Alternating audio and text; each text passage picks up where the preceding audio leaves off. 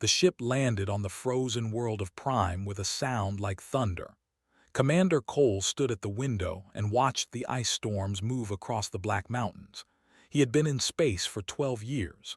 He had seen strange planets and stranger creatures, but nothing had prepared him for this moment. They had summoned him, not humanity, not the United Earth Council, just him. Cole, commander of the small frigate called the Defiant, a ship so ordinary that most species did not bother to remember its name. Until 3 weeks ago. Checked his uniform one more time. The fabric was clean but worn. The United Earth Navy did not have money for fancy clothes. They barely had money for ships. Humanity was new to the stars, and they were poor compared to the old empires. The door behind him opened. His first officer, lieutenant, stepped inside. "The escort is here, Commander," she said. Her voice was calm, but her eyes were worried. 12 warriors, all armed. "Expected," said, "they do not trust easily." "They do not trust at all, sir," handed him a small device. "Emergency beacon. If things go wrong, press this. The Defiant will attempt extraction." Looked at the beacon. It was the size of his thumb. If 12 warriors decided to kill him, no beacon would save him. But he took it anyway. Hope was a human habit. "Keep the engines warm," he said. "I do not think they mean to kill me. If they did, they would have destroyed the ship already." Nodded. She did not look convinced, did not blame her. They were the most feared predators in known space. They had conquered 32 star systems. They had crushed rebellions with such violence that entire species had surrendered rather than fight them. And now their Empress wanted to speak with a human commander. Walked to the airlock. The cold hit him the moment the door opened. Prime was a frozen hell, and they loved it. They had evolved on this world, hunting in the ice storms, killing with their claws and teeth long before they discovered technology. The escort waited for him. 12 warriors, each one 7 feet tall, covered in silver-white fur that blended with the snow. Their eyes glowed amber in the dim light. Their armor was black and smooth, designed for both protection and silence. They were hunters, and they looked at the way a wolf looks at a rabbit. But had learned long ago that fear was a choice. He straightened his spine and walked toward them. The leader of the escort stepped forward. She was female, noticed.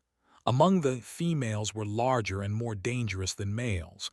Her face was, and her left ear was torn, a veteran of many battles. "Commander Cole," she said, her voice was a deep growl. "You will come with us. You will not speak unless the Empress permits it. You will not touch anything. You will not run." "I understand," said. "Do you carry weapons?" "No." The warrior studied him for a long moment. Then she turned and began walking toward the palace. The other warriors formed a circle around, keeping him surrounded as they moved through the snow. The palace of the Empress was carved into the side of a mountain. It was ancient, older than human civilization. The walls were made of black stone, polished smooth by thousands of years of wind and ice. Strange symbols were carved into the rock, telling stories that could not read. They walked for nearly an hour, going deeper and deeper into the mountain. The air grew warmer as they descended, heated by underground vents. The walls changed from rough stone to carved artwork. Saw images of battles, of hunts, of great beasts being killed by warriors. He saw pictures of other species kneeling before the Empress. He saw conquered worlds burning. Finally, they reached a massive door. It was made of metal, dark and ancient, covered in more symbols. 2 guards stood on either side, each one larger than any had seen before. The royal guard, the best of the best. The door opened slowly, revealing darkness beyond. "Enter," the escort leader said, "alone." Walked forward. The darkness swallowed him. Behind him, the door closed with a sound like a tomb sealing shut. For a moment there was nothing, only blackness and silence. Could hear his own heartbeat, steady and calm. He had trained himself to control his fear. They could smell fear. They could hear a racing heart from across a room. If he showed weakness now, he would die. Then the lights came on. The throne room was vast. The ceiling disappeared into shadow high above. The walls were lined with trophies, the skulls and bones of creatures did not recognize. Some were small, some were enormous. All of them had been killed by the... And at the far end of the room, sitting on a throne made of black stone and white bone, was the Empress. The pale was the most beautiful and terrifying creature had ever seen. Her fur was pure white, rare among her kind. Her eyes were amber like all, but they burned with an intelligence that went beyond animal cunning. She wore no armor, only a simple robe of dark red. She did not need armor. She was the Empress. No one would dare attack her. She watched approach. He stopped at the proper distance, 10 meters from the throne, and waited. He did not bow. Human protocol said that commanders only bowed to their own leaders. He hoped they would respect that. For a long moment, said nothing. She studied him like he was an insect under glass. Then she rose from her throne and began to walk toward him. Her movement was smooth, predatory. Each step was perfectly controlled. Her claws clicked against the stone floor, stood his ground. He did not move. He did not look away. Circled him slowly. She was close enough that he could feel the heat of her body. She smelled like ice and blood. Her breath was warm on the back of his neck. "You are smaller than I expected," she said. Her voice was low and dangerous. "Your species is so fragile." "We manage," said. She stopped in front of him. Her eyes narrowed. "Your species," she growled, "has done something that should not be possible. Something that has made the entire galaxy notice your insignificant little world. We have done many things, Your Eminence. You will need to tell me which one." For a moment he thought she would kill him. Her claws extended, gleaming in the dim light. But then she laughed, a sound like rocks grinding together. "Perhaps you are braver than you look," she said. "Or perhaps you are simply too stupid to understand your danger." She returned to her throne but did not sit. She stood before it, looking down at him with those burning eyes. "Tell me, Commander Cole, do you know what the devouring maw was?" Felt his stomach tighten, so that was why he was here. "Yes," he said, "I know what it was." "Then you know that it destroyed 17 civilizations. You know that it consumed trillions of lives across 10,000 years. You know that the greatest empires in the galaxy threw their mightiest weapons against it and failed." "I know." Leaned forward, her claws digging into the stone of her throne. "Then explain to me, human, how your pathetic little ship destroyed it in less than an hour." The question hung in the air like a blade. Took a slow breath. He had known this moment would come. Ever since the battle with the maw, he had waited for someone to ask. He had just hoped it would not be the most dangerous predator in the galaxy. "Before I answer," said carefully, "I need to know what you already know." His eyes narrowed. For a moment thought she would refuse. Did not share information easily.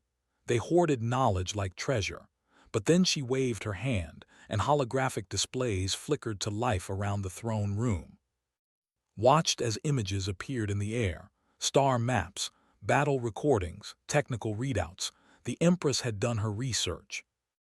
"The devouring maw was first recorded 12,000 years ago," said. "It appeared at the edge of known space and began moving inward. They were the first to encounter it." A recording played. Saw sleek silver ships, elegant and powerful. They had been masters of energy weapons. Their fleet was beautiful. And then the maw appeared. It was not a creature in any normal sense. It was a hole in reality, a tear in the fabric of space itself. It was darker than the void around it, and it moved with terrible purpose. The ships opened fire. Beams of pure energy struck the maw. Nothing happened. The maw reached the first ship. The ship simply stopped. The lights went out, the engines died, and then slowly the ship began to dissolve, not explode, dissolve, as if it was being eaten from the inside. "The deployed weapons capable of destroying stars," said. They created artificial black holes. They used gravity bombs that could tear planets apart. Nothing worked. The Maw consumed their entire civilization in less than a century. The images changed. More species, more battles, more death. There were psychic beings, connected by a vast mental network. They tried to attack the Maw with the combined power of 3 billion minds. The Maw ate them faster than any species before. The singing ones were creatures of pure energy, living music given form. They had no physical bodies for the Maw to consume. It ate them anyway. The Iron Lords built a wall of ships around their home system, 10 million vessels strong. The Maw went through them in a single day. Watched civilization after civilization fall. Each one had tried something different. Each one had failed. The Maw was not just hungry, it was patient. It learned from every battle, adapted to every weapon. 3 cycles ago, said, the Maw entered space. The recording changed. Saw the fleet, the largest military force in the current galaxy. Thousands of warships, each one bristling with weapons. They had studied every failed attempt. They had prepared for 1,000 years. We used everything we had, said. Her voice was quiet now. Kinetic weapons, energy weapons, biological weapons, dimensional disruption. We sacrificed an entire planet to create an explosion that should have destroyed a solar system. And the Maw continued forward. It was damaged, we think. It moved more slowly, but it did not stop. The recording showed the fleet retreating. Could see the fear in their formations, the desperation in their movements. The greatest predators in the galaxy were running away. We prepared for extinction, said. Our seers calculated that we had perhaps 50 years before the Maw reached our core worlds. We began building generation ships, hopping to save some of our people. She paused, her claws dug deeper into the stone. And then your ship appeared. The recording changed one final time. Saw the Defiant, small and ordinary, dropping out of hyperspace at the edge of territory. It was so tiny compared to the warships, so fragile. We thought you were lost travelers, said, or perhaps scouts for another dying species. We ordered you to leave. Our war was not your concern. I remember, said. He remembered the moment clearly. They had been on a survey mission, mapping hyperspace routes in unexplored territory. When they had arrived in space, they had received a simple message: leave or die. But then their sensors had detected the Maw, and Chief Engineer had asked a question that changed everything. What is that thing made of? She had spent 6 hours studying the sensor data. She had ignored sleep, ignored food, ignored the warnings from the fleet. And then, in the middle of the night, she had walked into his quarters with a cup of cold coffee and a wild look in her eyes. Commander, she had said, I think I know how to kill it. On the recording, the Defiant moved toward the Maw. The fleet tried to stop them, but the small human ship was too fast, too unpredictable. It slipped through their lines like water through fingers. We thought you were committing suicide, said. A final desperate act by a species too young to understand what it faced. We thought we might be committing suicide too, admitted.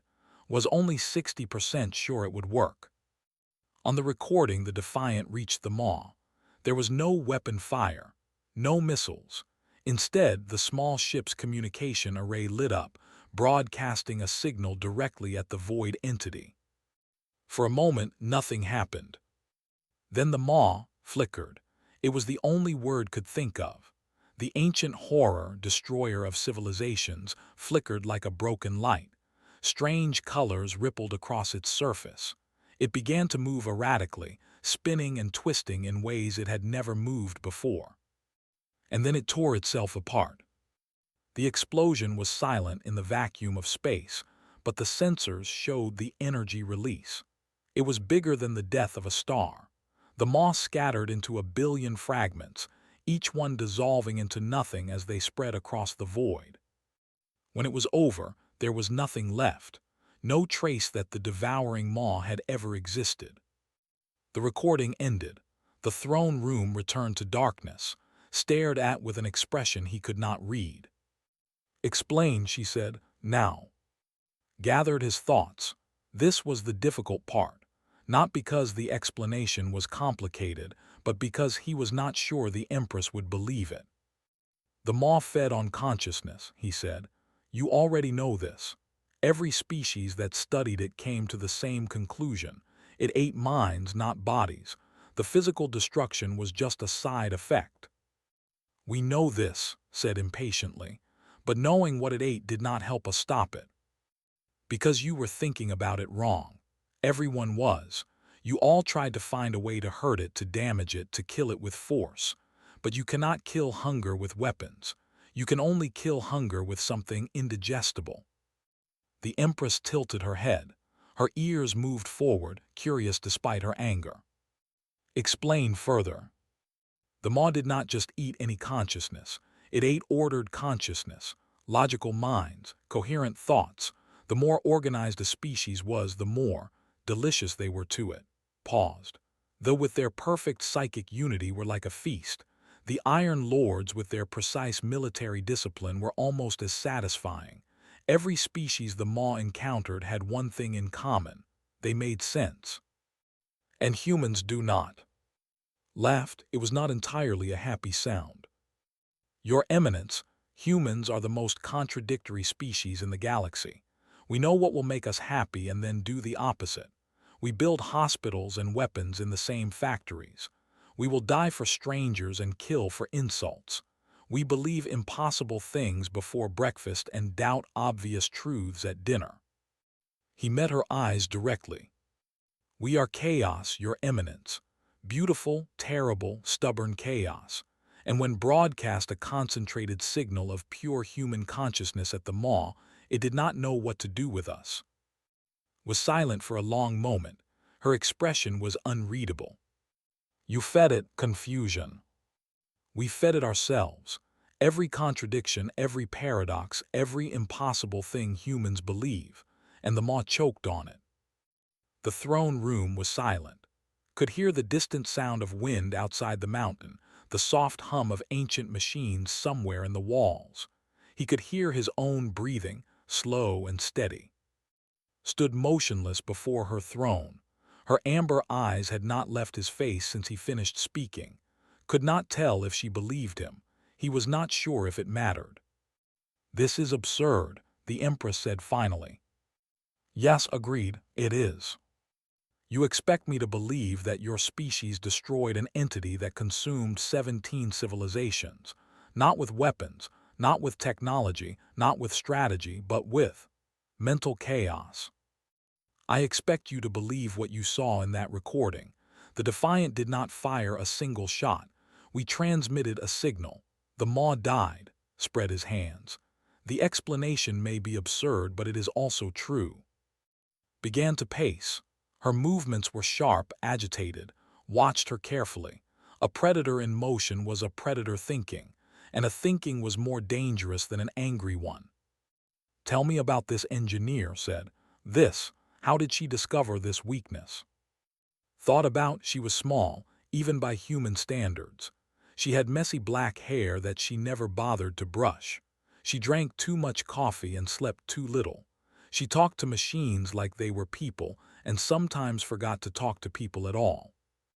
She was also the person had ever met, not because she knew more than others, but because she thought in ways that others could not follow. "Approaches problems differently," said. "Most engineers ask how to fix something. She asks why it exists at all. When she saw the maw, she did not ask how to destroy it. She asked what it needed to survive. And she realized that it needed coherence. The maw was not just eating minds, it was eating patterns, order, logic. Every species it consumed was highly organized, highly rational. Their minds were like perfect crystals, beautiful and structured and easy to digest." Paused, choosing his words carefully. "Humans are not crystals, we are more like broken glass. Sharp, jagged, full of contradictions. When understood this, she realized that we might be poison to the maw. But she was not certain. No, she gave us 60% odds, maybe lower. The truth is she was guessing. She had a theory and she believed in it enough to risk everything. Stop packing. She turned to face him and there was something new in her expression, not quite respect, but close. She gambled with her life, with the lives of her entire crew, with the existence of her species, perhaps, on a guess. Yes, that is either bravery or madness. Smiled slightly. Among humans, those are often the same thing. The Empress studied him for a long moment. Then she returned to her throne and sat down. Her posture changed, becoming less aggressive. She was no longer a predator preparing to strike. She was a ruler considering a problem. "You have answered my first question," she said. "Now I will make my offer." Felt his muscles tense. Here it was, the bargain. "The Empire will give you anything you desire," said. "Worlds, technology, wealth, military protection. Name your price, human. Tell me what you want in exchange for this weapon." This weapon. The signal, the broadcast. Whatever you used to destroy them all, I want it. That will pay any price to possess it. Had expected this. He had spent the entire journey to Prime thinking about how to answer, and he still did not have a good response. "Your Eminence," he said slowly, "I cannot give you what you want." The temperature in the room seemed to drop. Eyes narrowed. Her claws extended from her fingertips, scraping against the arms of her throne. "You refuse." "I cannot give you something that does not exist as a separate thing." The signal worked because it was human consciousness. Raw, unfiltered, completely authentic. If we tried to record it, to package it, to turn it into a weapon you could use, it would become something else. Explain. The power of the signal was its chaos, its contradiction, its refusal to make sense. But the moment you try to organize chaos, it stops being chaos. If we created a recording for you, it would become ordered, structured, coherent. And then it would be just as useless against the maw as everything else. His jaw tightened. Then you will provide humans, soldiers, engineers, 1,000 of your kind to serve aboard vessels. They will broadcast this signal when needed. That would not work either. Why? Took a deep breath. This was the part she would not want to hear. Because humans adapt. We are social creatures. We mirror the people around us. If you took 1,000 humans and placed them in ships under command following discipline, they would become more like you. They would start to make sense. He met her eyes directly. "Give us a generation, and we would be as ordered as any species you have conquered. We would lose the very chaos that makes us useful. We would become digestible." For a long moment the Empress said nothing. Her eyes burned with frustration, with anger, with something that might have been despair. Understood. She was facing the same problem that had destroyed 17 civilizations, and the one weapon that might save her people was impossible to obtain. "You are telling me," she said finally, "that humanity's only value is that you cannot be controlled, that the moment you become useful, you become useless." "I am telling you that our chaos cannot be borrowed. It cannot be bought. It cannot be paused. It can only be shared." Tilted her head. Her ears moved forward. Shared. The signal did not work because it was human. It worked because it was authentic, real consciousness in all its messy contradiction. Spoke carefully now, feeling his way toward an idea he had been considering for weeks. If other species could learn to embrace their own contradictions, their own chaos, they might become poison to the maw as well. "They are not chaotic. We are warriors. We value discipline, order, hierarchy." "Yes, but you are also living beings. You have doubts, fears, hopes that contradict each other. You love things you know are dangerous. You hate things you know are necessary." Stepped forward, closer to the throne than protocol allowed. "Every conscious species has chaos inside them. Most of them just work very hard to suppress it." Stared at him. For the first time she looked uncertain. "You are suggesting that we unlearn our discipline, abandon our traditions. No, I am suggesting that you stop hiding from the parts of yourselves that do not make sense. The Maw ate ordered minds because ordered minds were the only ones it encountered. Every species in the galaxy works so hard to be logical, to be rational, to be coherent. And that makes them all vulnerable. Gestured at the trophies on the walls, the bones of conquered beasts. You are predators, Your Eminence. You survived on a frozen world by being stronger, faster, more deadly than everything else, but you also survived by adapting, by changing, by doing whatever was necessary to live another day. He met her eyes. Is embracing a little chaos really so different?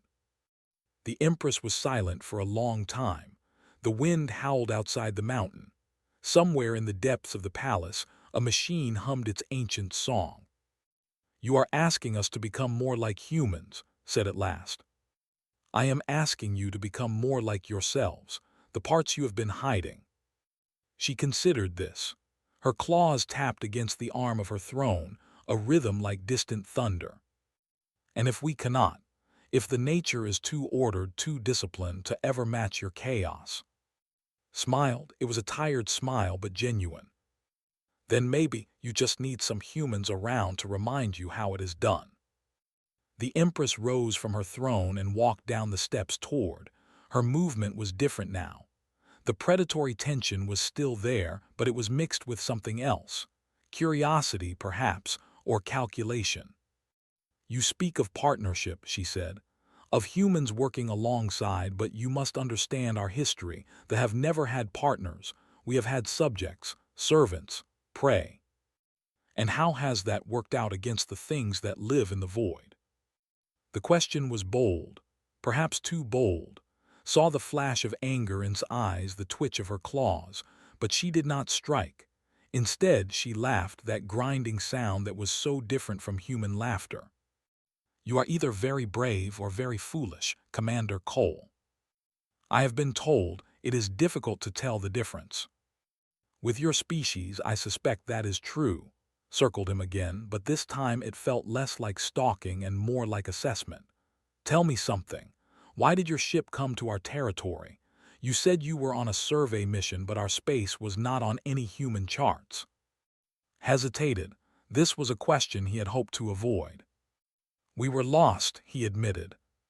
Lost. Our navigation computer malfunctioned during a hyperspace jump. We dropped out in random space. Your territory happened to be where we ended up. The Empress stopped walking. She stared at him with an expression he could not read. You destroyed an ancient cosmic horror because you got lost. Yes. Your engineer developed a revolutionary theory about the nature of consciousness because your navigation computer broke. She had a lot of free time while we tried to figure out where we were. Was silent for a long moment. Then she began to laugh. It started as that grinding sound, but it grew, becoming something almost genuine, almost warm. This is the most absurd thing I have ever heard, she said. Your species saved the galaxy by accident, because you took a wrong turn. We prefer to think of it as fortunate timing. You prefer to think of it as skill, I am sure. But there was no malice in her voice now, just amusement. Tell me, Commander, is all of human history like this?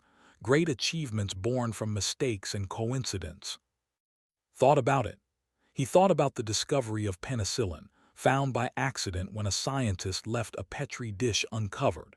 He thought about the invention of the microwave, discovered when a radar engineer noticed his chocolate bar melting.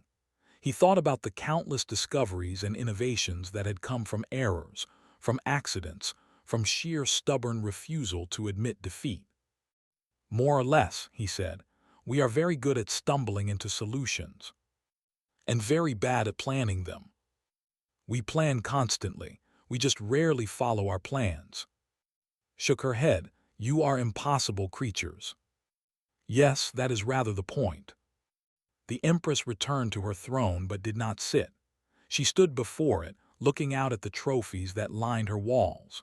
The skulls and bones of 1,000 conquered beasts, the history of supremacy displayed for all to see. The Maw is destroyed, she said, but you know, Commander, that it was not unique. There are other things in the void, other horrors that feed on consciousness. The Maw was simply the one that reached us first. Nodded, he had suspected this. The universe was vast and it was old. Humanity had been among the stars for less than 2 centuries. In that time they had encountered wonders and terrors beyond imagination. The Maw was just one of many. The seers have shown me visions, continued. Shadows moving between the stars, entities that make the Maw look like a minor predator, things that have been sleeping for millions of years that are beginning to wake. And you want to be ready for them. I want my people to survive. That is all any ruler truly wants. She turned to face him. For 8,000 years, they have survived by being stronger than our enemies, by conquering before we could be conquered. But strength alone will not save us from what is coming. You need a new strategy. I need weapons that our enemies cannot predict, cannot understand, cannot consume. Her amber eyes fixed on him. I need humans. Felt the weight of the moment. This was more than a simple alliance. This was a fundamental shift in how they saw the universe. They were admitting, for the first time in their history, that they could not survive alone. What exactly are you proposing? He asked.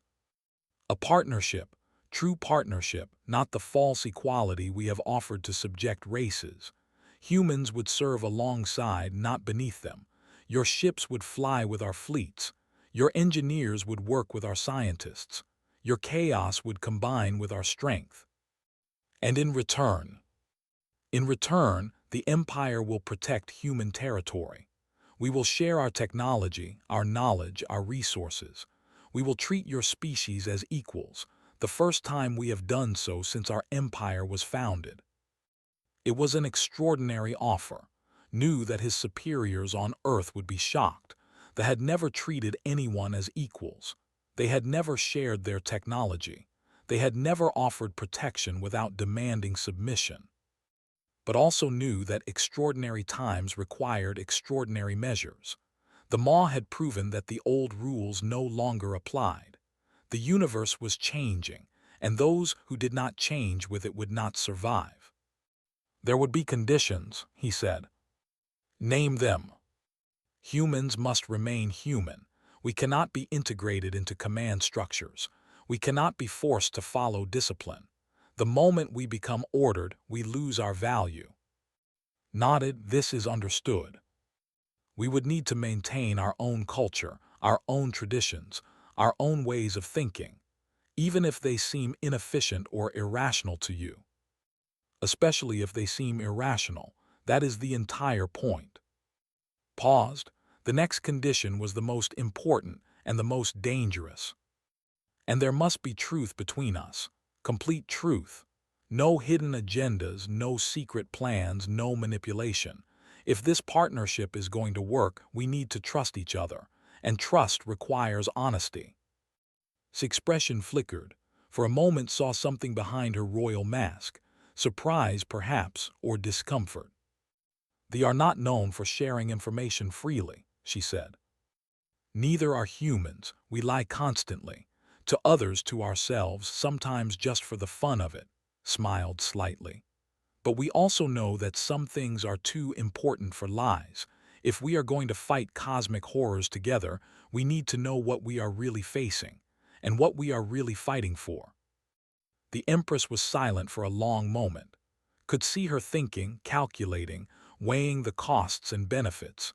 She was a ruler, and rulers always thought in terms of advantage. But she was also, beneath the crown and the claws, a living being, and living beings could change. You ask for much, she said finally. I offer much in return. You offer chaos, unpredictability, the potential to destroy enemies that we cannot even comprehend. She paused. It is a strange sort of gift. Humanity is a strange sort of species. Stepped closer to him, close enough that he could see the individual hairs in her silver-white fur, close enough that he could smell the ice and blood that clung to her like perfume. "I will need to consult with my advisors," she said. "They do not make decisions of this magnitude quickly. We are, as you have noted, a careful people." "I understand. But know this, Commander Cole." Her eyes met his, amber fire meeting human calm. "I am inclined to accept your terms. For the first time in 8,000 years, they have encountered something they cannot conquer alone. And for the first time in our history, we have found allies strange enough to make a difference." She extended her hand. Her claws were still out, gleaming in the dim light. Among the new, this was not a handshake. It was the beginning of a blood oath, a promise that could not be broken without death. "I will give you my answer within 3 days," she said. "Until then, you and your crew will be guests of the Empire. You will be treated with honor and respect." Reached out and took her hand. Her grip was strong enough to crush bone, but she held back. He felt her claws press against his skin, not cutting, just reminding him of their presence. "I look forward to your answer, Your Eminence." "And I," said, "look forward to seeing what chaos humanity brings to our orderly empire." She released his hand. The audience was over. As turned to leave, the Empress spoke one more time. "Commander, the engineer, what is she doing now?" Paused at the door. "Last I heard, she was trying to teach our navigation computer to write poetry. She says it will make the calculations more creative." Stared at him. "That makes no sense." "No," agreed, "it does not." And for the first time, the Empress of the smiled. 3 days passed on Prime, and his crew were treated well, just as the Empress had promised. They were given comfortable rooms in the palace, warm food, and guards who protected rather than imprisoned them. But could not rest. He spent the days walking through the palace, studying trying to understand the species that might soon become humanity's closest allies. He watched their warriors train, moving with deadly precision. He observed their scientists, working in laboratories filled with technology humanity could barely comprehend. He saw their children, young, playing games that looked like hunting exercises. Everywhere he looked, he saw order, discipline, purpose. They had built their civilization on strength and control. Every aspect of their society was designed to produce the perfect predator. And yet, when he looked closely, saw cracks in the perfection. A warrior who hesitated a moment too long before striking. A scientist who argued with her colleagues about theories that made no practical sense. A child who refused to follow the rules of the game, inventing new rules that confused everyone else. The chaos was there, hidden, suppressed but present, began to hope that the partnership might actually work. On the morning of the 3rd day, a guard came to his room. "The Empress will see you now," the guard said. "She has made her decision." Followed the guard through the winding corridors of the palace. His heart was steady, but his mind was racing. Everything depended on the next few minutes. The future of humanity, the survival of the fate of countless species across the galaxy. No pressure, he told himself. Just the most important conversation in human history. The throne room was different when he entered.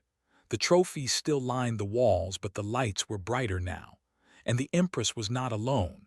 A dozen stood around her throne, males and females, warriors and scholars, her council of advisors. Rose approached. She was wearing armor today, black and silver, engraved with symbols of victory. She looked like a war leader, like someone preparing for battle. "Commander Cole," she said, "thank you for your patience. Thank you for your hospitality, Your Eminence." Gestured to her council. "These are my most trusted advisors. They have spent 3 days debating your proposal. They have argued, questioned, and challenged every aspect of this potential alliance." Looked at the council members. Some of them stared back with hostility, others with curiosity, a few with something that might have been hope. "And what conclusion did they reach?" he asked. "They are divided. smiled slightly, which is unusual. The Council rarely fails to reach consensus. Your proposal has caused more disagreement than any decision in the last 500 years. I apologize for the confusion. Do not apologize. It is refreshing. She stepped down from her throne and walked among her advisors. Some argue that alliance with humans is weakness, that we should conquer your species instead, force you to serve us as we have forced so many others. A large male growled in agreement. His scars marked him as a veteran of many battles. Others argue that conquest would destroy the very quality that makes you valuable, that trying to control humans would be like trying to hold water in our claws. An older female nodded, her eyes sharp with intelligence. Some believe this is a trick, that humanity is manipulating us, using the threat of cosmic horrors to gain power they could never earn through strength. A young male with suspicious eyes glared at. And others believe that the old ways have failed, that the Maw proved we cannot survive alone, and that alliance is our only hope. A female warrior, her armor worn from years of service, looked at with something like respect. Returned to her throne and sat down. Her council fell silent, waiting for her judgment. I have heard all arguments, she said. I have weighed all concerns, and I have made my decision. She rose again, and this time she descended the steps fully, walking until she stood directly in front of, close enough to touch, close enough to kill. The Empire accepts your proposal, she said. Felt relief flood through him, but he kept his face calm. The moment was too important for obvious emotion.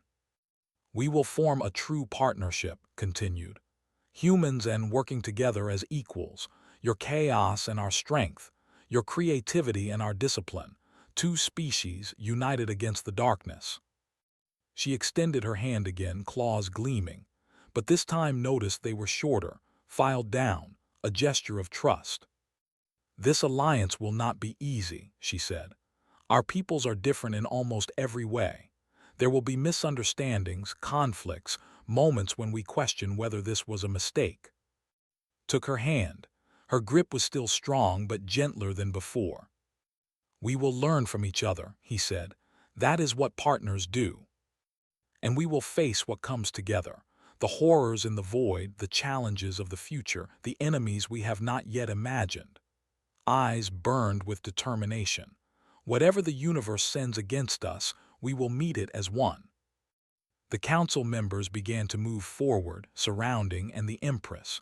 Some still looked doubtful, others looked excited. All of them understood that this moment was historic. There is one more thing, said, releasing his hand. A gift to mark the beginning of our alliance. She gestured, and a servant brought forward a small box.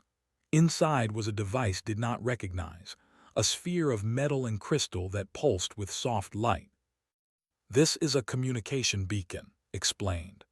It will allow you to contact me directly at any time from anywhere in the galaxy. No delays, no intermediaries, no protocols. Just you and me, speaking as partners. Took the device carefully. It was warm in his hands, humming with alien technology. I am honored. You are practical. We both know that the days ahead will require quick decisions and clear communication. This will make that possible. She turned to address her council and through them, the entire empire. Let it be known throughout our territory, the humans are no longer strangers. They are allies. They are friends. Any attack on humanity is an attack on any threat to their worlds is a threat to ours. The council members responded with a sound had never heard before. A howl, rising from a dozen throats, echoing through the throne room. It was a sound of agreement, of commitment, of pack unity extended to include a new member. Stood in the center of that sound, a small human surrounded by apex predators, and felt something he had not expected to feel. He felt like he belonged. Later, as walked back to his ship, the escort leader fell into step beside him, the female who had guided him through the ice on his first day. Commander, she said, A question. Ask, do you truly believe this alliance will work? Humans and are so different. Our instincts, our values, our entire way of seeing the universe. Considered the question. He thought about the history of humanity, the countless times they had formed alliances with former enemies, learned from those who were different, built something greater than any single group could achieve alone. I believe we will try, he said, and humans are very stubborn about trying. The warrior nodded slowly. We are stubborn as well. Perhaps that is one thing we have in common. Perhaps it is. They reached the ship. The Defiant sat on the landing pad, small and ordinary, the vessel that had accidentally saved the galaxy. Lieutenant was waiting at the airlock, her face anxious. Commander, the Council's decision. Alliance said, full partnership, equal terms. His eyes went wide. That is unprecedented. Everything about the last month has been unprecedented. Looked back at the palace, at the black mountain rising against the sky. Get the crew ready. We are going home. We have a lot of news to deliver. As the Defiant lifted off from Prime, stood at the window and watched the frozen world shrink beneath them. Somewhere in that palace, the Wolf Empress was preparing her empire for a new era. An era of partnership instead of conquest, of alliance instead of domination. It would not be easy. Nothing worthwhile ever was.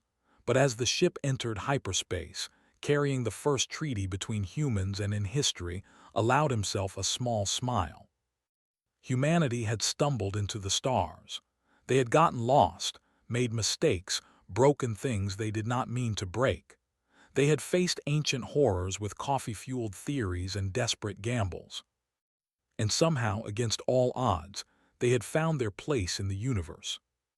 Not as conquerors, not as victims, not as servants or masters. As partners, as equals, as the beautiful, chaotic, impossibly stubborn species that refused to make sense. The universe was vast and dark and full of terrors. But now, for the first time, those terrors would face something they could not understand. They would face humanity, and humanity would not face them alone. Sat down in his command chair and opened a channel to Earth. Central Command, this is the Defiant. We are coming home, and we are bringing good news. The stars stretched around them, infinite and mysterious, and somewhere in the void, ancient things stirred in their sleep, dreaming of civilizations yet to be consumed. They did not know it yet, but their dreams were about to become nightmares. Humanity was here, and humanity did not play by the rules.